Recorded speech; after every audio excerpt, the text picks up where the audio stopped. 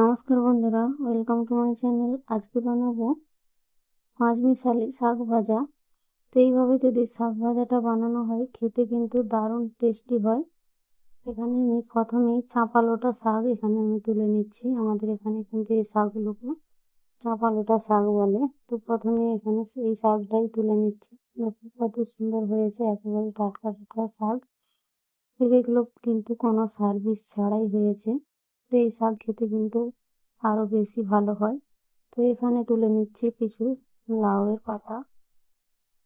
এই লাউ পাতাগুলো কিন্তু খুব সুন্দর, দেখেই বুঝতে পারছেন কতটা একেবারে হালি মকমক করছে। তাজা তাজা শাক খেতে কিন্তু সকলেরই ভালো লাগে, আর খেতে কিন্তু অসাধারণ টেস্টি হয় এই শাকগুলো। তো আমি এখানে নিয়ে নিচ্ছি কিছুটা কুমড়ো শাক।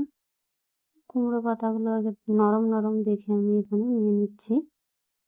তো এখানে আমি কুমড়ো শাক নিয়েছি, এই যে, আর নিয়েছি চাঁপা লোটা শাক, আর আর নিয়েছি এখানে লাউ শাক, আর এখানে নিয়েছি সজনে সজনে শাক।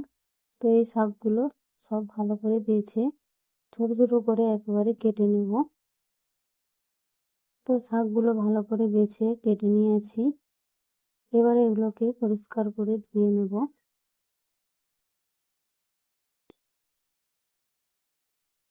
তো শাকগুলোকে ভালো করে বেছে ধুয়ে নিচ্ছি, কারণ শাকের মধ্যে কিন্তু অনেক বালি থাকে। তো 2-3 বার ধরে ভালো করে শাকগুলোকে ধুয়ে নিতে হবে।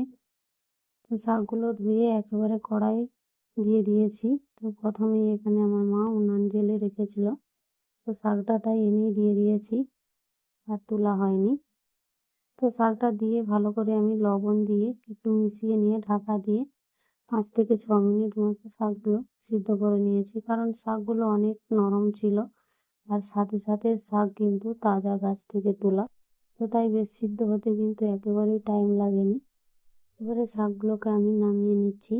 অনেকটাই জল রয়েছে, তাই একটা ঢাকার মধ্যে ঢেলে আমি শাকটাকে একটু টিপে টিপে জলটা বের করে নিচ্ছি। তাহলে কিন্তু শাকের যে জলটা বেরিয়ে গেলে শাকটা তাড়াতাড়ি ভাজা হয়ে যাবে। তো এদিকে কড়াটা ধুয়ে আবারও বসিয়ে দিয়েছি। দিয়ে দিচ্ছি এখানে কিছুটা পরিমাণ সর্ষের তেল। তেলটা গরম হলে দিয়ে দিচ্ছি এখানে পেঁয়াজ কুচি, দিয়েছি এখানে কাঁচা লঙ্কা কুচি। তো এখানে রসুনটা অবশ্যই কিন্তু ব্যবহার করবে। তো আমি রসুনটা এখানে ব্যবহার করিনি, কারণ সেদিন কিছু একটা ছিল, তার জন্য আমার মনে নেই কী ছিল। তো যাই হোক, রসুনটা কিন্তু ব্যবহার করলে আরও খেতে ভালো হয়।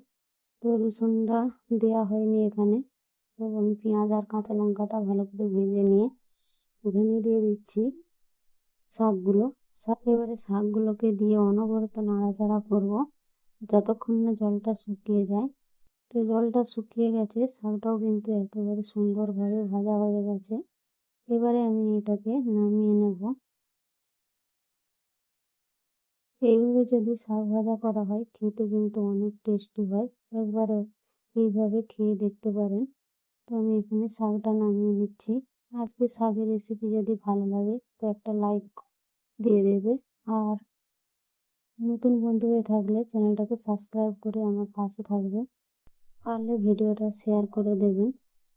আর শেষ পর্যন্ত দেখার জন্য অসংখ্য অসংখ্য ধন্যবাদ।